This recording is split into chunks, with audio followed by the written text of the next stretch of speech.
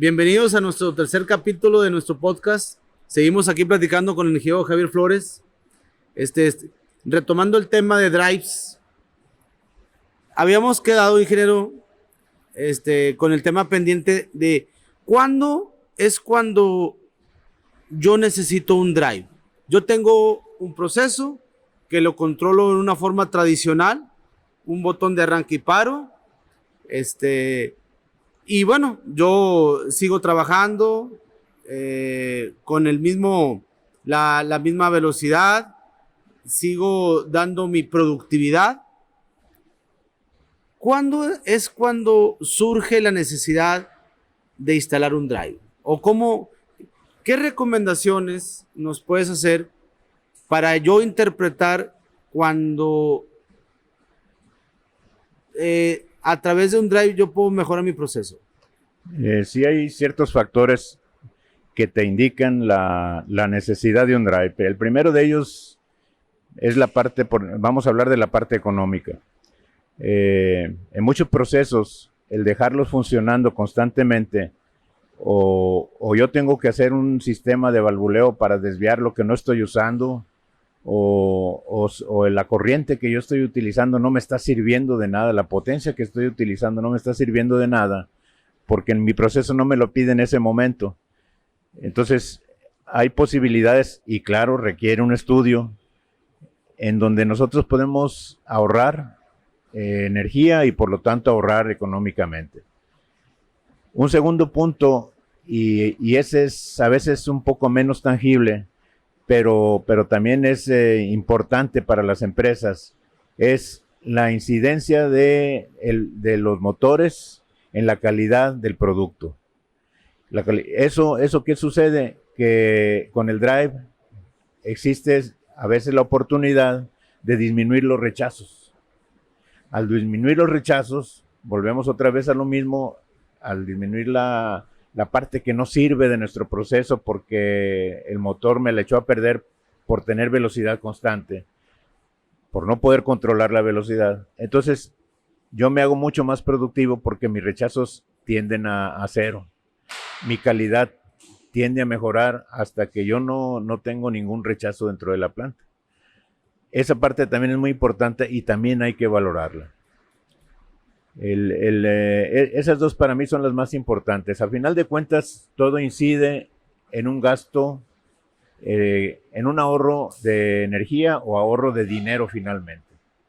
Comentábamos la ocasión anterior, ingeniero, que a través de la variación de velocidad yo también puedo disminuir el consumo de energía. Ahorita decías, a lo mejor a través del uso de válvulas de alivio direccionales, yo puedo redirigir algún caudal, pero sin generar trabajo. Así es. Entonces es un consumo de energía que alimenta pérdidas. Así es. Porque no estoy desarrollando un trabajo, sino simplemente estoy orientando a través de válvulas. Y con el drive, en lugar de usar válvulas o de reorientar flujos, mejor pues no genero el flujo. Así es. No genero flujo y con eso obtengo un ahorro de energía. Entonces tenemos que ser muy creativos y un pensamiento muy crítico y muy estratégico hacia el consumo de energía. Y yo creo que en la mayor parte de los procesos, el drive sí nos puede contribuir mucho al ahorro, a la disminución de mantenimiento, porque pues también al disminuir velocidad, disminuyo fricción, temperatura, y bueno, conlleva a muchos beneficios. O sea, reduzco mantenimiento, reduzco uso de energía, le doy más vida a los elementos que participan, motores, bombas, válvulas, compuertas, y con el uso del drive, pues tengo esa capacidad de control y de mejora. Sí, y hablamos de los sistemas hidráulicos los tradicionales que tienen sus acumuladores para evitar para tener disponible cierta potencia almacenada ahí en el flujo. pues ahorita ya no se hace necesario porque el drive te presuriza la línea o te presuriza la línea de trabajo al mínimo, lo necesario para que en cuanto tú requieras la presión ya necesaria, baste con que tú mediante una rampa eleves la velocidad del drive y la bomba va a alimentar con la línea ya presurizada. Lo mismo sucede con el aire y lo mismo sucede pues con las velocidades que se requieran controlar. Okay. Otra cosa que también puedo yo controlar,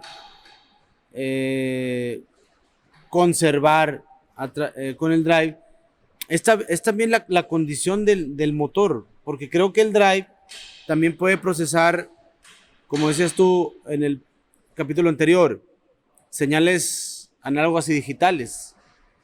Tengo un número de canales o de entradas que puedo manipular o manejar señales análogas o digitales, o análogas y digitales.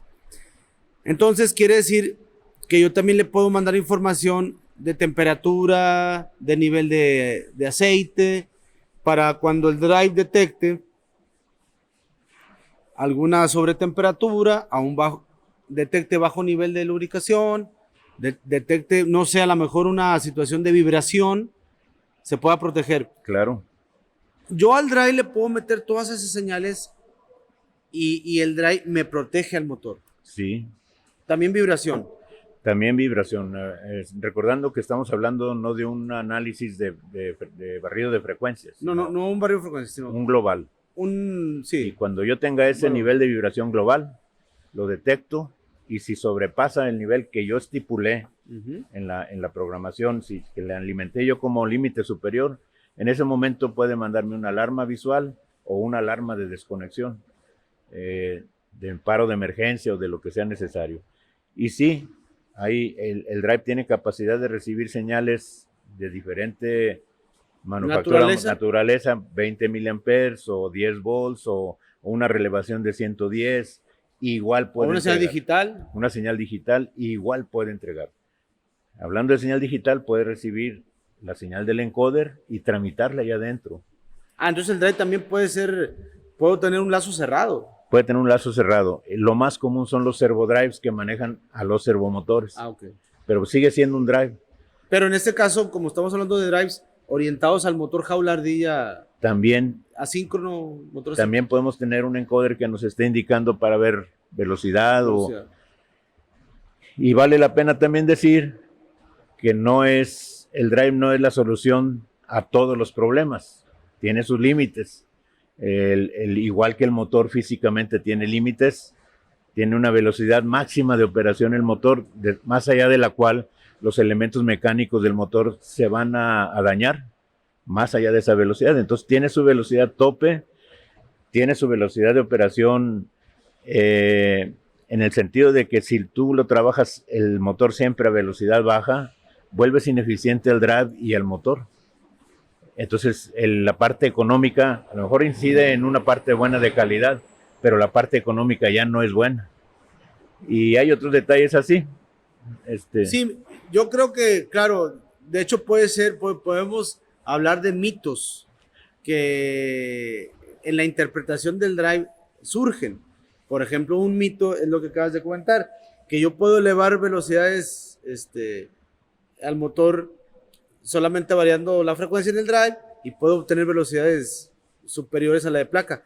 Pues es un mito, porque sí, yo tengo un limitante que es la inercia, las fuerzas centrífugas, que el fabricante del motor me tiene que informar hasta qué velocidad puedo yo llevar al motor para no caer en un problema de alta vibración o de desprendimiento mecánico por las fuerzas centrífugas. Me imagino que hay inercias que me limitan el uso de la velocidad, ¿verdad? Sí. Igualmente, cuando yo trabajo velocidades bajas, si es un motor totalmente cerrado, con ventilación, con abanico en el exterior, pues la capacidad de enfriamiento disminuye porque el abanico está a velocidades bajas y no me genera el aire suficiente. Pero ahí hay otras soluciones. Ahí yo puedo meter Claro. ventilación forzada, Claro. con un motor, una ventilación, sí, o sea, con un motor Fija. aparte y que viene a contrastar esa limitante, ¿va? Yo creo que la limitante es hacia arriba, o sea, velocidades superiores Sí. en el motor. Y la selección del drive debe de ir de acuerdo al ciclo de trabajo del motor. Es decir, si tu ciclo de trabajo está en esta velocidad, esa va a ser tu velocidad preferencial para seleccionar el motor y el drive. Si tu velocidad es más abajo, ahí seleccionas para que no tengas que trabajar el motor a una velocidad muy abajo o muy arriba de la que tú estás trabajando normalmente. Que se acerque lo más posible a la operación, al ciclo de operación normal. Sí, porque, por ejemplo, vamos a suponer que yo esté moviendo una bomba de agua, una bomba centrífuga, y tengo un drive, o sea, lo alimente a través de drive ese bombeo. Si yo rebaso la velocidad de placa de la bomba, pues lógicamente voy a generar más flujo, o sea, más gasto de agua, y la potencia es gasto por presión. Yo elevo el gasto, la potencia aumenta. Entonces, el motor se puede quemar porque voy a entregar más potencia que la del tamaño del motor, por el simple hecho de haber elevado la velocidad. Tenemos que tener mucho cuidado en todo eso, ¿verdad? Sí, sí, o sea, sí. no solamente es elevar velocidad, ¿qué conlleva? O sea, ¿cuál es tu proceso? ¿Qué es lo que estás moviendo para ver si la alta velocidad no mueve otros parámetros? En este caso, potencia. Sí, aquí lo más interesante del drive, digo, en aquellos tiempos a mí me tocó ver tableros de control, por ejemplo, de un enrollador, y eran varios gabinetes llenos de tarjetitas, y cada uno de los gabinetes estaba orientado hacia controlar el disparo de los SCRs, otro que si estaba a la rampa de aceleración, y otro que si... Todos tenían su función, pero eran 2, 3 gabinetes así pegados, llenos de tarjetas. Y luego a esos gabinetes les llegaban todos los sensores. Ahorita hablabas de vibración, de temperatura, de velocidad, todos los sensores de espesor a lo mejor, de los sensores que requiere la operación. Bueno, esos gabinetes grandes, y estamos hablando de hace 30 años, cuando mucho todavía existe, es más, a lo mejor todavía hay algunos en funcionamiento. Esos se reducen a un gabinetito. Y en ese gabinete, con muchas facilidades, ayer en otra plática mencionábamos el PID. Sí. Ese ya o sea, el ajuste PID. El ajuste PID viene integrado ya en el drive. Es el proporcional, integral y derivativo. Es el manejo de la señal para ajustar cambios. Cambios de velocidad en su aceleración y desaceleración. Bueno, ese PID viene integrado ya en el drive. Entonces, el PLC al que nosotros conectamos todos los sensores y las señales de salida del drive para que el PLC tomara decisiones, ya viene integrado en el drive. Entonces el mismo drive es el que está tomando todas esas decisiones y está manipulando y manejando toda esa información. El otro día platicamos del variador de frecuencia del tipo vectorial. Sí. Bueno, ese variador de frecuencia para manejarse el tipo vectorial cuando se maneja sin retroalimentación. O sea, lazo abierto. Lazo abierto. Ese requería una gran cantidad de matemáticas complicadas. Yo recuerdo que la vez que leí el artículo decía que necesitaba manejar matrices y operaciones con matrices inversas y sacar unas operaciones muy largas. Bueno, eso no se podía hacer antes con la electrónica. Pero ahora, como la electrónica ya evolucionó tanto, los microprocesadores que vienen dentro del drive ya pueden hacer millones de operaciones por segundo. Bueno, esa operación de la matriz inversa y cálculos ya lo pueden hacer dentro del drive. Eso ¿qué me dice? Ahorro de espacio, ahorro de potencia, porque ya no se calientan tantos elementos. El espacio, pensando siempre que 1 metro cuadrado cuesta. Sí. Ahorras mucho espacio y sobre todo en la precisión del control y protección del motor y del drive. Fíjate que esa característica del drive vectorial, a mí me gustaría tratarla en un capítulo aparte, porque es bien importante que se entienda que el drive vectorial, o sea, con la introducción del drive vectorial al mercado, es cuando tenemos ya más posibilidades de sustituir al motor de directa por uno de alterna con drive vectorial.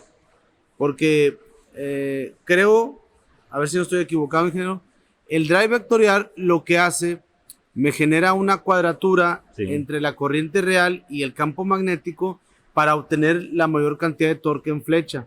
Así es. El cómo lo hace, ese es lo que quisiera platicar en capítulos posteriores, porque para mí es de suma importancia que los usuarios o en el mercado de usuarios de motores se entienda muy bien este drive, porque repito, con este drive nos posibilitamos a cambiar toda una tecnología. Sí.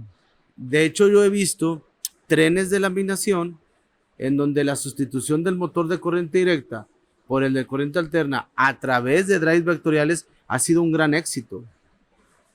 Y cada vez pareciera que ya llegamos a un límite como en todo. O sea, pareciera que en la electrónica de potencia y la electrónica con la que ejecuta la conmutación ya llegó un límite en velocidad, pero al día siguiente surge alguien que descubrió algo mejor y al día siguiente surge otra cosa. Entonces, ahorita estamos aprovechando, y de eso estaba yo pensando el día de ayer, estamos aprovechando los descubrimientos de los 1850, 1890. Eso es lo que estamos aprovechando ahorita con el drive. Estamos tomando ventaja de todo lo que esas personas como Maxwell y todo lo que esas personas descubrieron en ese entonces. Bueno, todo eso ha venido a juntarse para llegar al drive. Sí, sí, claro. Entonces esa tecnología es el resultado, no es fortuito, sino ha sido el resultado de toda una serie de investigaciones. Y lo que quiero decir es que esto todavía no acaba, o sea, todavía le siguen. Están mejorando el IGBT, están haciéndolo más potente todavía, con menos disipación de calor y con... Todo eso nos invita a pensar que estamos en una muy buena etapa para conocer nuestros equipos, para conocer nuestros procesos y aplicar correctamente las herramientas que nosotros tenemos a la mano. Eso que comentas del repaso histórico de Maxwell y de Faraday, Tesla, claro que ahorita este resultado de todas esas, de todos esos genios, pues creo yo, como dice esa frase de que ahorita estamos sentados en hombros de gigantes, ¿no? Sí, o sea, sí. Es el resultado de esos gigantes. Que para mí se adelantaron, o sea. Sí, y cómo manipular el fenómeno electromagnético, la interacción de los resultados de las fuerzas resultantes de esa interacción electromagnética, que ahorita podemos capitalizar muy bien a través del manejo de señales, pero claro, el principio es ese, es una interacción electromagnética para poder obtener fuerzas mayores velocidades, mayores aceleraciones, mayor capacidad de control, y hacerlo esto productivo, meternos a la economía mundial, en donde todo esto que platicamos del uso de drives, uso de motores, pues está completamente integrado en el proceso económico del mundo, ¿verdad? Sí. Todas las manufacturas, todos los procesos donde interactuamos conlleva un drive, conlleva un motor. ¿Cómo ha sido la integración de estos artefactos en el proceso económico? Sí. Que bueno, eso sería un tema de otro podcast, de otro capítulo muy interesante. Cómo la tecnología interactúa en la economía y cómo hace la vida más confortable, ¿verdad? Así es. Ese lo voy a anotar para comentarlo en un capítulo posterior. Bueno, ingeniero, pues le vamos a seguir con el tema. Concluimos este capítulo. Yo creo que el tema del drive nos dará para capítulos posteriores. Sí. Quiero ver el tema también de los efectos nocivos que tiene también el drive en los motores. Claro que y qué procedimientos o qué técnicas tenemos disponibles para poder minimizar el efecto nocivo del drive. Cómo podemos maximizar el uso, eficientar también el uso del drive. Y bueno, seguimos con la invitación a que se suscriban en nuestro canal de YouTube y aquí nos vemos en el capítulo siguiente. Gracias.